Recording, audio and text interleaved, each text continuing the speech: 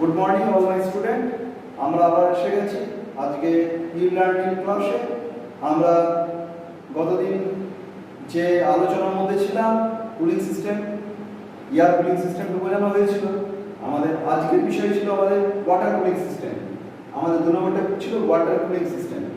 Water cooling system অর্থাৎ জলীয় মাধ্যমে, জলের মাধ্যমে শীতলীকরণ। আমরা আগেও আলোচনা করেছি, যখন আমাদের ওভার হিট হয়ে যায়, আমরা যখন জলের মধ্যে পড়ে থাকি, যখন আমাদের শরীরের তাপ কমাতে অক্ষম হয় পাখার দ্বারা, হাওয়ার দ্বারা, তখন আমরা কি করি? জলের ব্যবহার করি। কোনো কিছু গরম, যেমন আমরা দেখি কোনো লোহাকে গরম করা হলো, অর্থাৎ তাকে ঠান্ডা করার জন্য পাখার প্রয়োজন হয় না, কারণ তাকে ঠান্ডা করতে পাখা পারে না, হাওয়া পারে না। সেক্ষেত্রে কি হয়? গরম লোহাটাকে আমরা জলের মধ্যে দিয়ে দিই, যাতেও খুব তাড়াতাড়ি ঠান্ডা হতে পারে।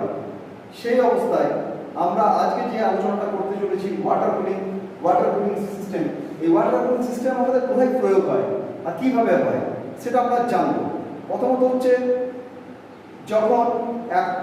যখন কোনো বড় গাড়ি ইঞ্জিন, মানে multi cylinder multi piston engine, একাধিক সিলিন্ডার ইঞ্জিন, তাদের অবশ্যই হিট অনেক বেশি, তাপ উৎপন্ন করে অনেক বেশি। তাছাড়া এখন নতুন যে বাইকগুলো আসছে হেভি ওয়েট এবং অতিরিক্ত সিসির ইঞ্জিন, যেগুলো 300, 400, 500 এই ধরনের সিসি ইঞ্জিন আসছে, তাদের ইঞ্জিন ক্যাপাসিটি এতটাই পাওয়ারফুল যে তাদের হিট ওভার হিট হচ্ছে। সেই সব ইঞ্জিনকে কুল করার জন্য, নিউট্রাল টেম্পারেচার করার জন্য যেসব আমাদের এখন পন্থাগুলো এসছে, তার মধ্যে লিকুইড, অয়েল কুল, এগুলো তো আছেই। তো আজকে আমরা ওয়াটার কুলিং সিস্টেমটা যেখানে প্রয়োগ হয় সেটা নিয়ে আজকে আলোচনা করব। আমাদের ওয়াটার কুলিং সিস্টেম শুধুমাত্র ওয়াটার দিয়েই কুলিং হয় তা নয়, এর মধ্যে ইনবিল্ট থাকে এয়ার।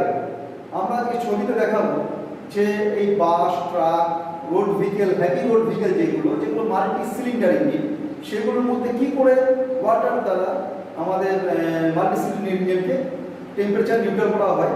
এবং আমরা চলে আসি একটা পিকচারে, যে ডায়াগ্রাম বা পিকচারের মধ্যে আমরা ওয়াটার কুলিং সিস্টেমের ছবিটা আছে, যা তোমাদেরকে বোঝাতে সুবিধা হবে। এইদিকে তোমরা একটু প্রকাশ করো।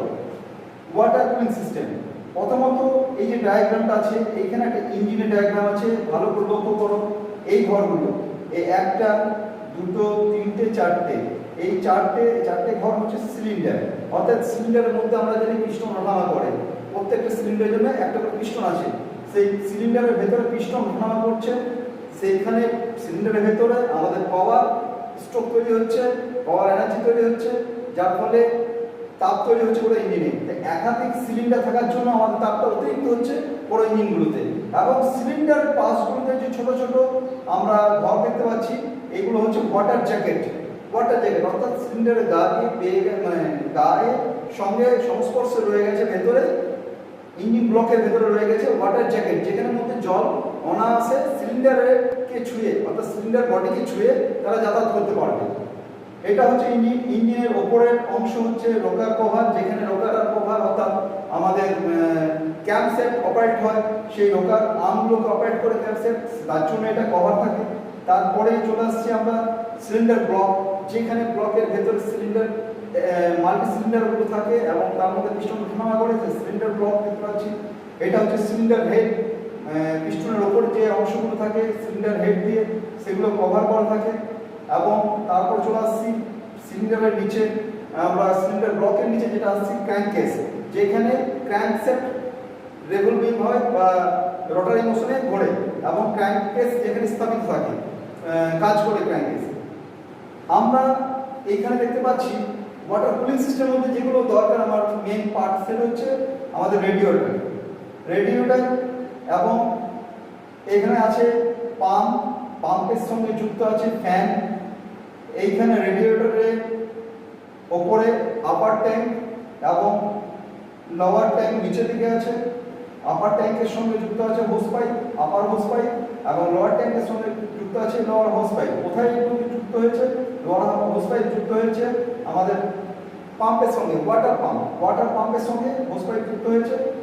আর আপার ট্যাঙ্কের হোস পাইপ যুক্ত আছে কোথায়?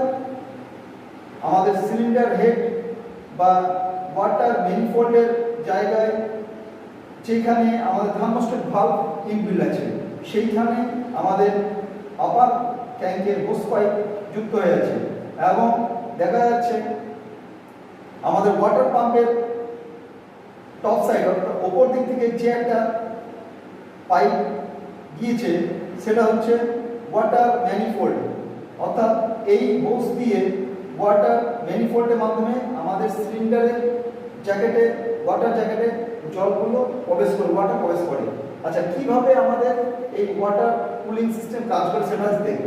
প্রথমত যখন আমরা কোনো কুলিং কুলার বা কুলেন্ট ওয়াটার সঙ্গে মিক্স করে বা ওয়াটার শুধুমাত্র অনলি ফর জল আমরা এই আপার ট্যাঙ্কে ইনপুট করি। এই আপার ট্যাঙ্কে ক্যাপ আছে, ক্যাপের মাধ্যমে ক্যাপটা খুলে আমরা জল দিই এবং তার একটা নির্দিষ্ট পরিমাণ আছে। সেই জলটা দেওয়ার পরে আপার ট্যাঙ্কে স্প্রে করে জলটা, তারপরে কি হয় আমাদের ইঞ্জিন যখন চালু হয় ফ্যানটা ঘুরতে থাকে। ফ্যানটা যখন ঘোরে তখন কি করে ফ্যান সাকশন করে, কোনো হাওয়াকে নিচের দিকে টানতে শুরু করে। হাওয়াকে যখন টানতে শুরু করে অবশ্যই আমাদের কোল্ড এয়ার নেচার থেকে কোল্ড এয়ার রেডিয়েটরের বাইরের দিক থেকে ভেতর দিক হয়ে হাওয়াটাকে ইঞ্জিনের ব্যাক সাইড থেকে নিয়ে যায় এবং সেই সময় যখন আপার ট্যাঙ্ক থেকে জল নিচের দিকে নামতে শুরু করে, এই জলটা যখন নিচের দিকে নামছে লোয়ার ট্যাঙ্ক থেকে, তখন এইখানে কি হচ্ছে ওয়াটারটাকে কুল করছে ফ্যানটার মাধ্যমে, হাওয়ার মাধ্যমে।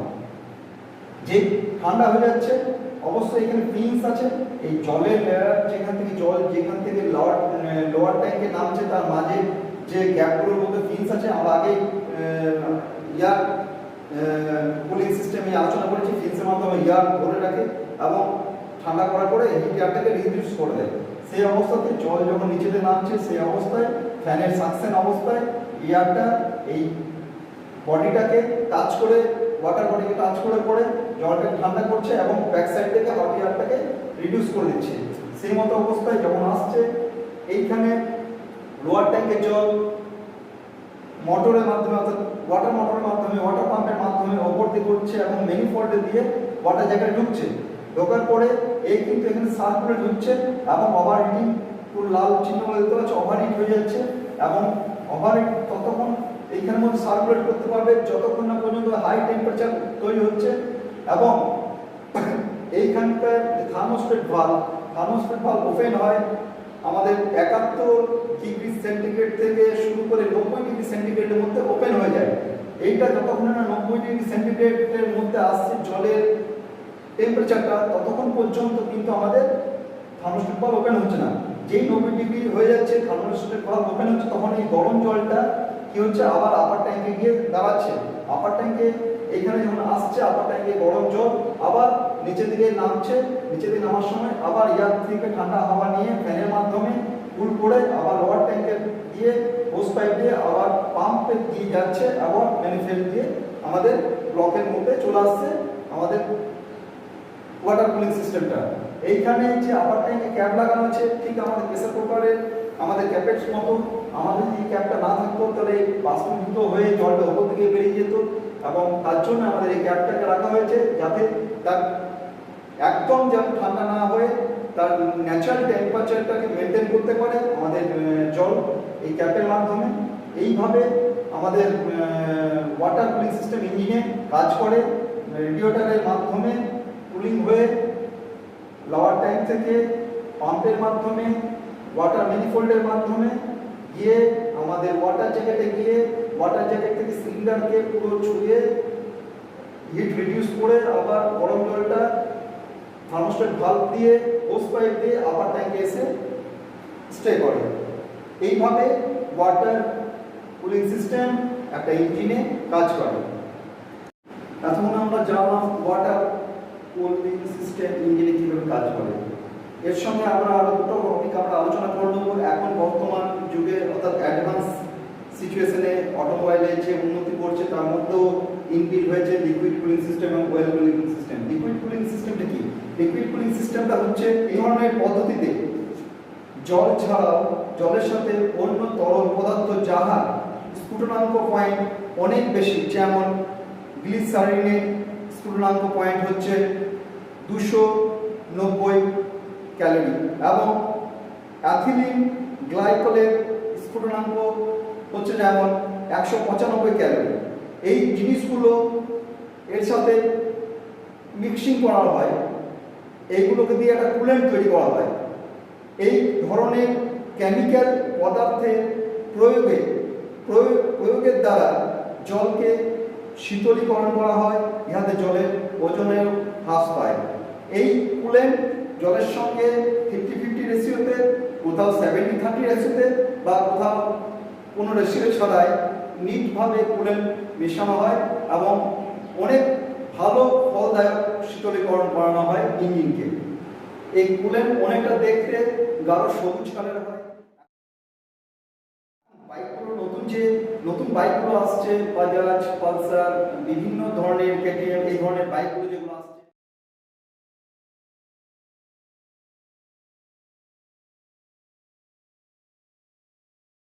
সেগুলোর ইঞ্জিনকে শীতলীকরণ করার জন্য, কুল করার জন্য, কুলিং সিস্টেমটা করার জন্য এই সব এখন লিকুইড কুলেন্ট সিস্টেমটা ইউজ করা হয়। অবশ্যই অতি যাকে বলা হয় খুবই সুন্দর এই কুলিং সিস্টেম এবং এখনকার আধুনিক বাইক ও ভেহিকলসের ক্ষেত্রে যুগোপযোগী এবং খুব সুন্দর জিনিস, খুব ভালো জিনিস ইঞ্জিনকে রক্ষার ক্ষেত্রে এবং তাপ নিয়ন্ত্রণের ক্ষেত্রে। Coolant system, liquid coolant system, যেটা কুলেনের মাধ্যমে যেগুলো হচ্ছে কাজ, সেগুলো সেম ওয়াটার কুলিং সিস্টেমের মতনই, সব কিছুই একই সিস্টেমেই কাজ করে। সেইখানে জলের জায়গায় হয়তো রেশিও হিসাবে মেশানো হয় কুলেন্ট অথবা নিট কুলেন্ট মিশিয়ে পড়ে। ঠিক ওয়াটার কুলিং সিস্টেম যেভাবে কাজ করে ঠিক তেমনভাবে লিকুইড কুলিং সিস্টেম কাজ করে। আমাদের নেক্সট হচ্ছে oil cooling system. Oil cooling সিস্টেমটা কি? আমরা যে 2 হুইলারে বা 4 হুইলারে যে ক্র্যাঙ্ককেস বা অয়েল চেম্বার থাকে, সেখানে আমাদের লুব্রিকেট অয়েল থাকে। সেই লুব্রিকেট অয়েলটাকে কুলিং করার জন্য আমাদের যেমন ওয়াটার কুলিং সিস্টেমে যেমন রেডিয়েটরের মাধ্যমে ওয়াটারটাকে আমরা কুলিং করে আমাদের ওয়াটার জ্যাকেটে প্রেরণ করে সেটাকে নিউট্রাল পজিশনে রাখার চেষ্টা করে এই সিস্টেমটা, তেমনই ওই অয়েল সাম বা ক্র্যাঙ্ককেস থেকে যে অয়েলটা, লুব্রিকেট অয়েলটাও কেউ একটা ছোট রেডিয়েটরের মাধ্যমে প্রেরণ করে বা ইয়ার ফ্যান, অ্যাডেড ফ্যান দিয়ে সেটাকে শীতলীকরণ করে অর্থাৎ কুলিং করে আবার রিটার্ন অয়েল স্যাম্পল বা চেম্বারে প্রেরণ করা হয়। যেমন এখন নতুন বাইক বাজাজ পালসার 220 এই ধরনের জিনিস প্রথম দেখা গিয়েছিল এবং এই অভিনব প্রচেষ্টা এবং টেকনিককে এখন ম্যাক্সিমাম নতুন বাইকরা কাজে লাগাচ্ছে, যাতে ইঞ্জিনগুলো অতিরিক্ত সিস্টেমটাকে ঠিক রাখতে পারে, লুব্রিকেটিং অয়েলটাকে ঠিক রাখতে পারে। সেই সিস্টেমের জন্য অয়েল কুল সিস্টেমটা এখন প্রযোজ্য হয়ে গেছে নিউ অডিশন।